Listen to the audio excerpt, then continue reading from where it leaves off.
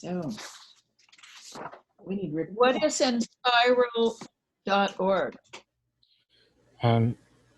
So, well, we'll get to sharing from the groups in just a second, but it was kind of a remnant from my group's conversation. Inspiral.org is a group of innovative entrepreneurs that are using digital collaboration tools to form kind of new kinds of organizations. And it's a really wonderful living example of kind of a innovative digital platform cooperative. Okay, so yeah, I think we all are here, and I need the name of that again. It's Inspiral? yeah, INSPIRAL? that's correct. And Don just put it in the chat as well. Okay, great. Thanks, Don. I-N or E-N? That is E-N. Okay. ENSPIRAL. And actually, those are the folks that, so Lumio, the software that some of us in transition use for collaborative decision making, was born out of Inspiral. And Inspiral uses that software for themselves as well. So I think moving into the next phase here, and we're a little bit short on time, but we want to spend a little bit of time for people to share. So if we have note takers or anybody who's willing to report from the group, we'll have about 1 minute or so for everybody to share a little bit about their thoughts, and the focus was what kind of things we can do to move towards more entrepreneurship or more funding support, more income streams in our groups. So I'm gonna go ahead with Breakout Group 1. Does somebody want to share from Breakout Group 1? And just a reminder that we don't need like a transcript of the whole conversation, but just kind of the key thing that you want to share. Yeah, and I want to add that partly we're going to ask everybody at the end to say one thing that they heard that they could act on or that would inspire them to move forward. So pay attention to these and figure out which ones you might want to pick. Yeah, and I'm just remembering now, Don, would you mind hitting record again for us? We are recording. Oh, there we go. Thank you. All right, so somebody from Breakout Group 1. I'm sorry, somebody. Yeah, I was in Group 1. I'd be happy to defer. Thanks, Mark. Go ahead. This is Mark Dupree. I'd be happy to anyone else from Group 1 if they'd like to speak. I took notes, so, and I could get a couple points out. Okay, so I guess one of the points that came out in response to the first question was kind of the tension between retired people volunteering and trying to get a broader group of people to participate through being able to pay for the work that is being done within a transition or affiliated group. And then I guess for referring to question 2, a couple things that came out. One is that people are their work signed with the fiscal sponsor, and collaboration with other groups helps a lot. And then there's a model that we're kind of exploring where a coalition of groups is formed, and to get on the calendar and a weekly newsletter, the groups that join pay a small subscription fee. So that's us. Thank you.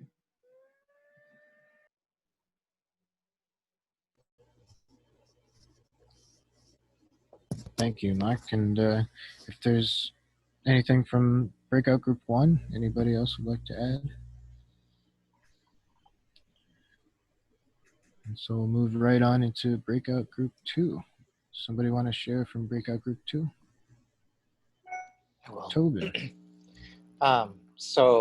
We had a wide range of different sources of funding from groups that are not funding at all because there's contention about whether or not this work should be paid at all.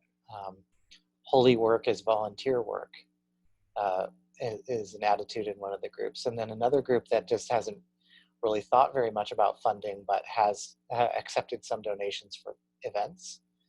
And then two of our groups have funding, one, and both of those involve somebody who is the fundraiser. I think that was the takeaway, is that having somebody as a dedicated fundraiser makes a big difference. But diversification of funding streams and involvement in the community in a wide variety of ways. So thinking about ways that the community can become involved in funding and ways that the organization can support the economy of the community by providing investment opportunities and things like that. So it went from nothing to everything in our group. Lovely. Thank you for sharing, Tobin. And is there anything else from Breakout Group 2 anybody would like to add? All right, so we'll move on to Breakout Group 3. I was the note taker. And from what I remember, we ran the gamut of someone who's working with utilities and looks like local initiatives of some type, maybe not all transition, to actually broker opportunities for solar installation, to being self-sufficient, to self-reliance in a variety of ways, including with the members within their group. So that was the gamut, including even in individuals who are becoming more self-reliant and more doing more socially conscious investing. As to what we could do that was that we thought of that was actionable, we thought that Transition US could conceivably create a list of good, sound fiscal agents to support people if they got grants or they did things in a state that where they needed some kind of fiscal agent. Like I know time banks need fiscal agents, you know, and otherwise they can't use money. And other people who are doing small scale projects and getting grants need fiscal agents. So that's one major thing we talked about. But then also cottage industry was a possibility, and home economy for self-reliance, and better investments clubs and resources for people to figure these things out, like books. So that was it. Anybody else from that group have any other input?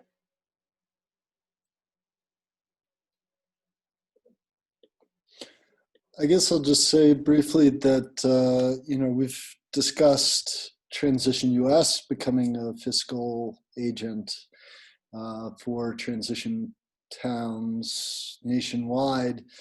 That appears to be fairly costly and fairly difficult to navigate all the different state legal requirements, but that's still a possibility. But this idea of compiling trusted fiscal sponsors in each state might be an intermediate step for that, for transition groups that could use a good fiscal agent.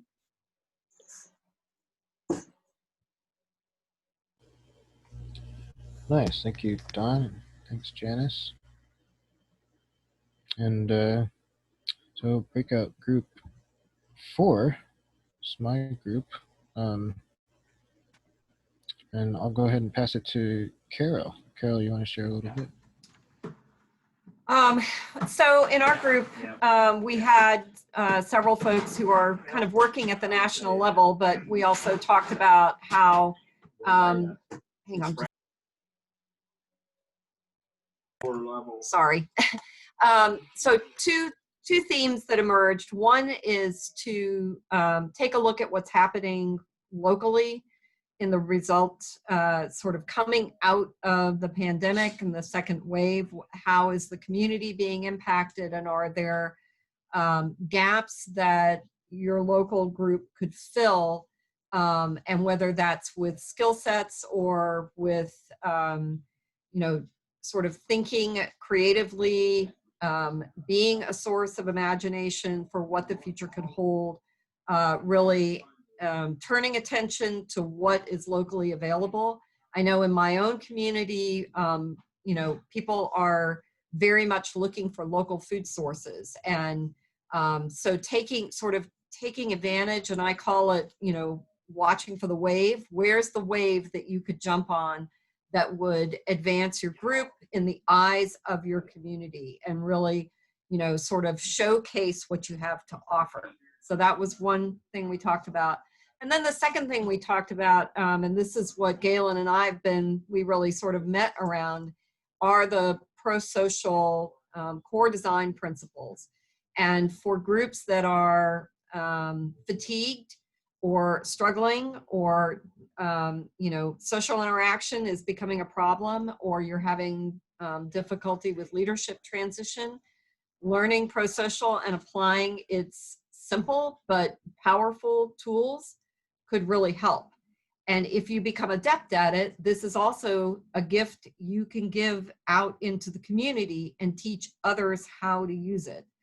And I would say generally having those kinds of innovation mindset toolbox that you can make available in the community and be a hub for, a source for, and that would be at a community level, and the same would go for Transition US, is, you know, people are going to be looking for that, because right now they're in a state of fear and confusion and chaos.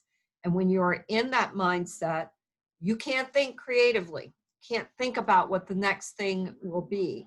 And so to the extent that your local groups can stay in that creative space and be that source of ingenuity and imagination, and even if all you're doing is just providing the container for others to think in imaginative ways, that will be a great contribution in the community and increase the credibility of the group locally. Awesome. Thank you for that, Carol. Is there anything else from Breakout Group 4? Anybody would like to add?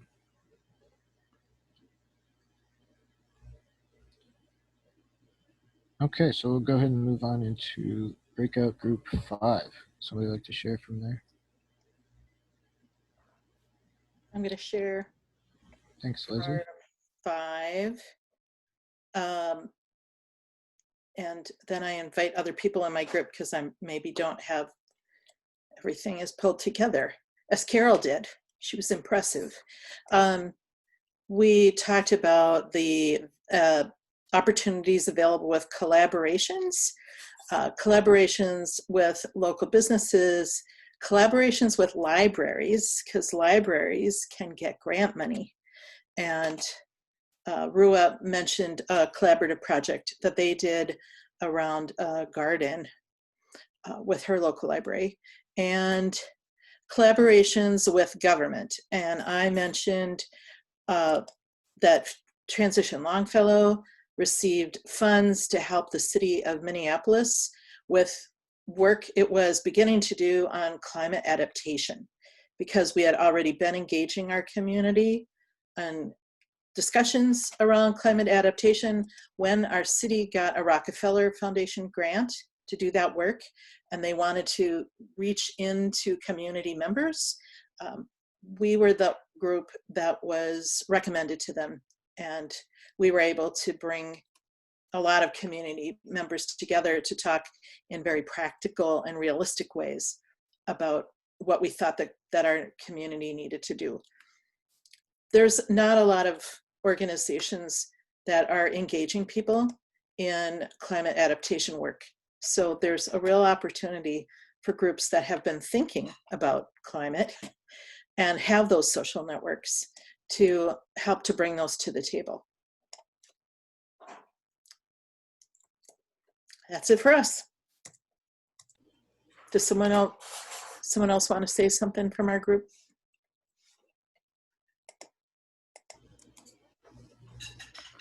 All right, wonderful. Thank you. And we're just a couple minutes behind, but I think we'll close just a few minutes late, but I'd like to do a quick closing round. Renee, would you like to Sure. I think Marissa needs to say something about the from what is to what if, or she put it in the chat. Do you want to Yeah, say I anything? put it in the chat, but I would like to invite Dawn to share a little bit about our collaborative crowdfunding end of year campaign we're thinking about.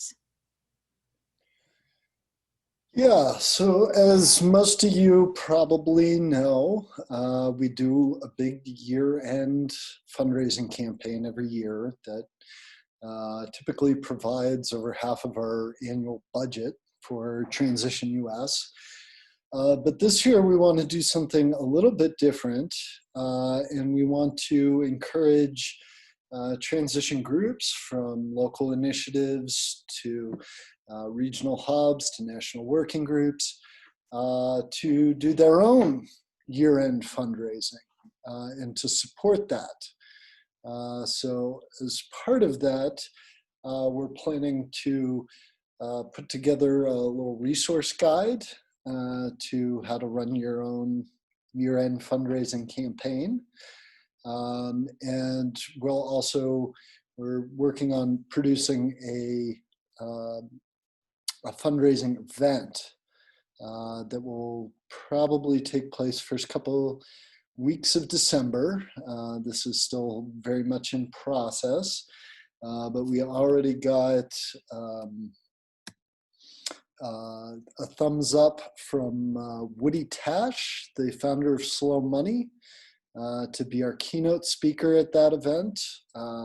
If you don't know who Woody is, he's an extremely creative guy, very funny, makes connections that most people don't make, and he has been in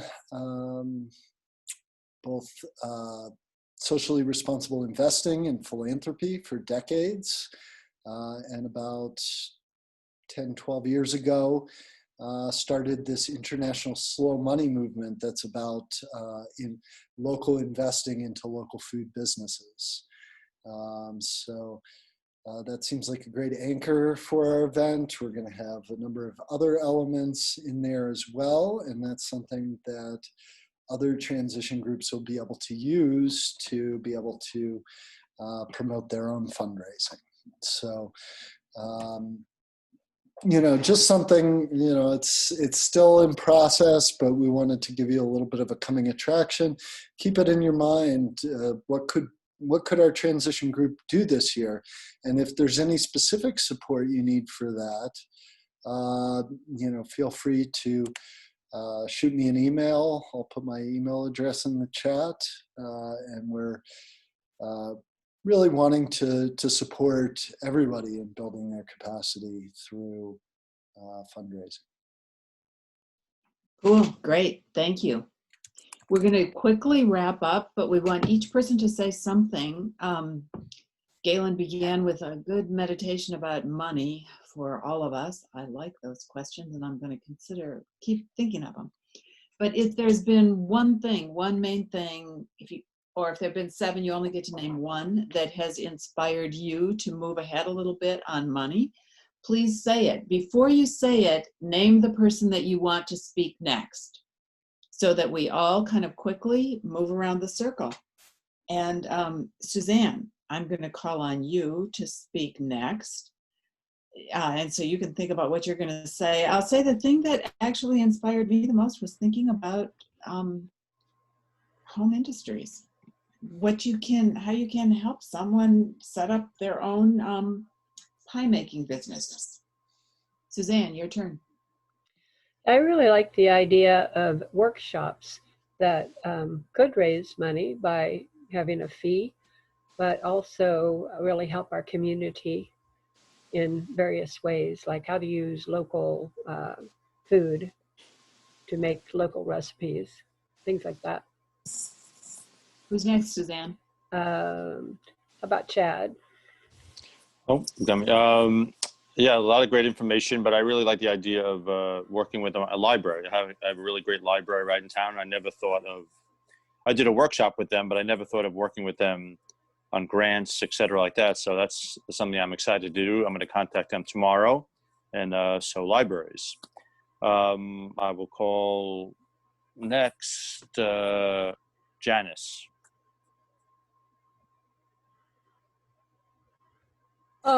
I'm inspired to go to the Secretary of State of Colorado and take back the name of Transition Fort Collins from the previous group, and so I could get a bank account, and then I will look at what the next step is. And I will call on William. Next up is Kat, and I really like the idea of getting funded as being a transitional step between being volunteer and self-sufficient or work around cooperatives. And I'm going to be giving that some thought. Kat, you're up. Next up will be Rua. And all this has made me think again about culture of profit and what profit means in this whole thing. Very abstract. Rua? Thanks, Kat. Yeah, I'm inspired to do some work in our community around money. The town I live in is very wealthy, and I think there's a lot to talk about that. And Jane, you're next up. Okay. Tobin inspired me to just go on Google and look for some easy money for our community gardens. Thank you, Tobin. Karen. I will pass it to Carol next, and I'm inspired to think about diversification, and if we can diversify where our funding comes from, it would be probably smart. Carol.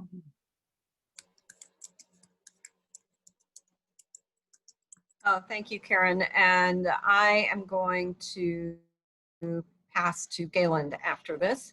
So I'm really inspired by the idea of sort of enterprise stacking and how they can work together. I'm also inspired by the idea of toolboxes, whether those be local or national, and how pro-social can really sort of make a difference to grow the movement.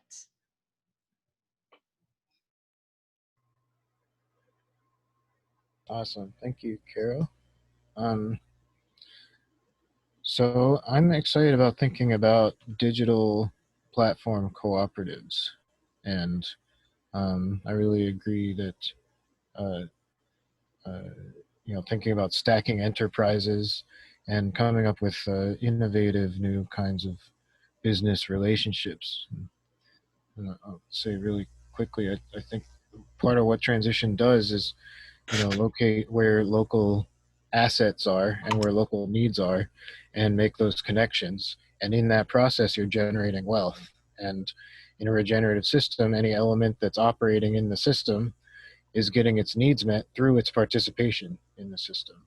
And so if we can learn to fill all those feedback loops up, then we'll be in a good direction, I think. And I'll go ahead and pass it off to Rains. I don't think Rains is gone yet. No, and I'll pre-pass to Linda, so she's alerted. Linda C, that is. I'm excited about, forced to one, it's partnerships and hearing even about local disaster resilience capacities is bringing me home to not just talk about it, but put these things to use and build our unique capacities. Linda? Thanks, Rains. I'm going to pass to, I think Shelley hasn't gone yet, so you'll be next. Everything was inspiring, but I really like this idea of we're in such a transitional period right now, something that Carol was talking about, and how can we look at, you know, what the community needs are as we started coming out from this COVID period. There's going to be a whole shift and some real opportunities, and that we could act as a hub. We have a lot of resource, and how can we provide what's needed in our community. I'm also interested in doing the year-end fundraiser and just reaching out to some of these other groups that we have, like Rains's group in our community, and seeing what we can do. Thank you so much. I'll pass to Leslie. I don't believe she's gone yet. And I was kind of excited to hear about the climate adaptation grants, and I would like to connect that with community gardens.